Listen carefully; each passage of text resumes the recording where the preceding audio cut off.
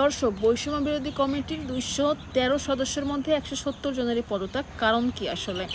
নিউজটি প্রকাশিত করেছে কালের কণ্ঠ। আমরা একটু বিস্তারিত জানবো। চাঁদপুর জেলা ২১৩ সদস্য বিশিষ্ট একটি কমিটি ঘোষণা করে বৈষম্য বিরোধী ছাত্র আন্দোলন। বুধবার বিকেলে এই কমিটি ঘোষণা করে কেন্দ্র। তবে রাতে সংবাদ সম্মেলন করে পদত্যাগ ঘোষণা দেন কমিটিতে থাকা ১৭০ সদস্য।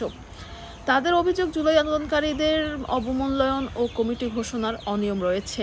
সংবাদ সম্মেলনে বক্তব্য রাখেন মুজাহিদ, সাকিব এবং শাহাদাত। তারা সবাই ওই কমিটিতে পদ পেয়েছিলেন।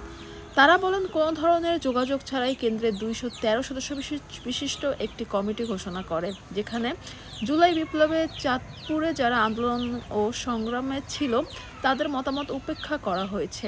শুধু তাই নয়, এমন অনেকের নাম তালিকায় এসেছে যাদেরকে অনেকেই চেনে না এবং তাদের সম্পর্কে জানে না। তাদের নাম কি করে আসলো, এমন প্রশ্ন রাখেন বক্তারা। এসব বিষয়ে কেন্দ্রের কাছে ব্যাখ্যা চাওয়া হলেও তারা সঠিক জবাব দিতে পারেননি বলে অভিযোগ করেছেন সংবাদ সম্মেলনে উপস্থিত বৈষম্য বিরোধী ছাত্র আন্দোলনের নেতারা।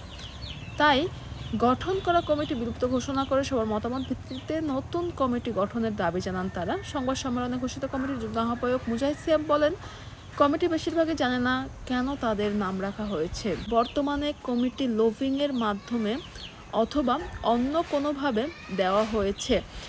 আন্দোলনকারীদের মতামত সম্পূর্ণভাবে অবজ্ঞা করা হয়েছে।